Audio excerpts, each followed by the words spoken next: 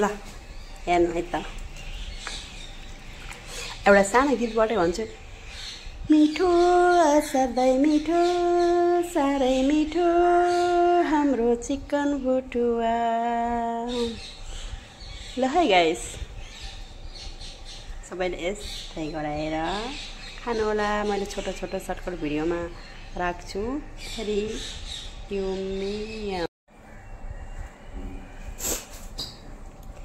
मिठो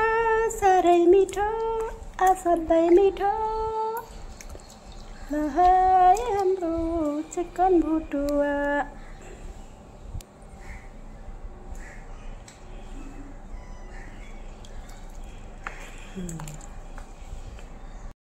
ल है त गाइज फाइनली हाम्रो भुटुवा रेडी भइसकेको छ ल हेर्नु त अनि यसमा मैले थोरै धनिया एड गर्छु ल पाकिसकेपछि अनि यसलाई बिस्तारै बिस्तारै चलाउने अनि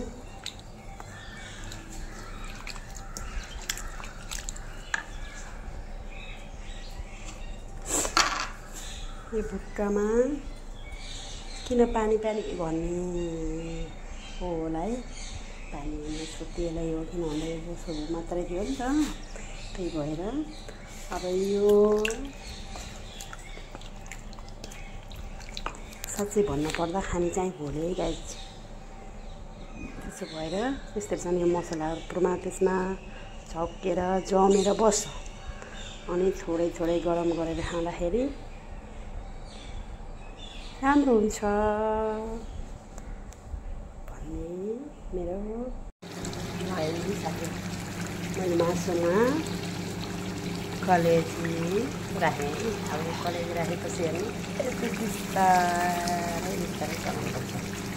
नाइ भने यो टुट्न पनि सक्छ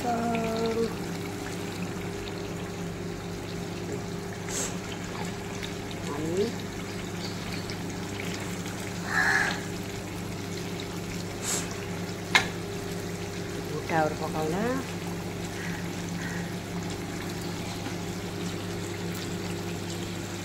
धेरै जस्तो नराखेर पकाउँदा राम्रो हुन्छ है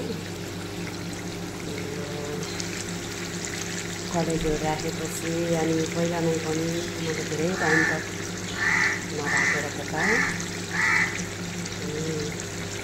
राख्यो भने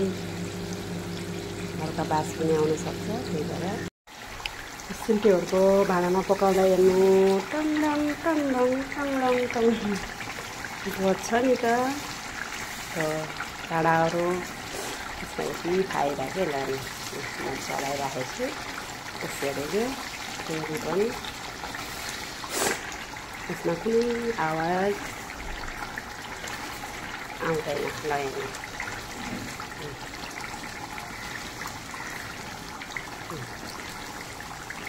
सुक्खा रेडी भइसकेको छ अर्को कलेजी त साइडमा छ त्यो अहिले त्यो भने एकदम पाकेपछि राख्नुपर्छ त्यसलाई राखेपछि धेरै खासै चलाउनु मतलब पकाउनु पर्दैन ठिक्क पाक्ने गरेर पकाउने धेरै बेर पकाउने त अलि साह्रो कडक हुन्छ त्यही भएर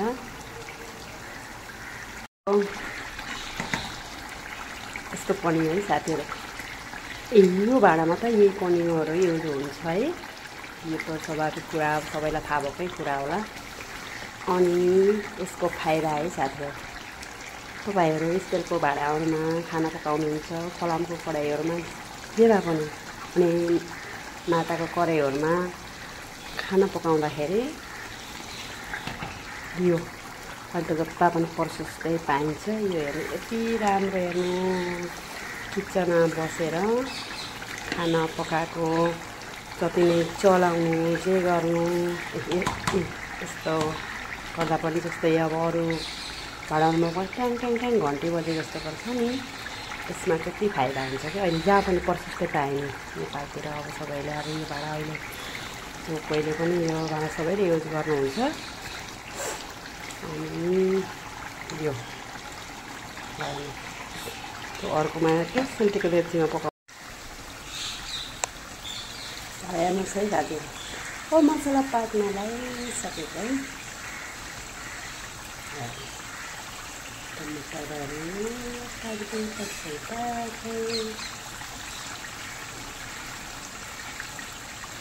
पाक्यो भने मजाले यो भुटुवा यति हेरेर पाक्नुपर्छ कि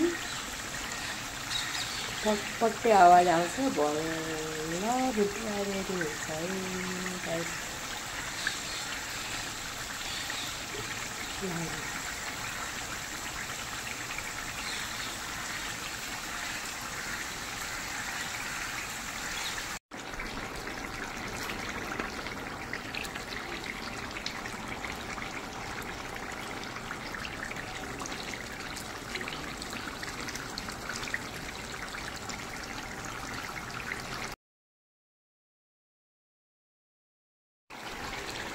हेलो साथीहरू नमस्ते नमस्ते ल हेर्नुहोस् तिहारको लागि मासु हेर्नु भुटुवा है बोसो भएर होला हेर्नु हेर्नु बोसो अनि के को भुटुवा होला भन्ने त आफै अनुमान लगाउनु है बस यो त सुरुवात हो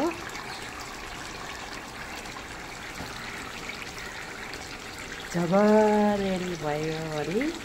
म हजुरहरूलाई भिडियो देखाउँछु ल यो चाहिँ टमाटर र मसला राखेको है साथीहरू अनि अब यसलाई म चाहिँ बिस्तारै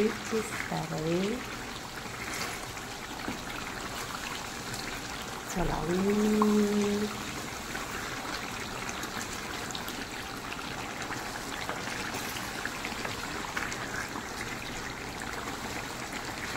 अनि भुटुवामा कलर आउन त टमाटर पाक्नु पर्यो है मेरो साथीहरू अब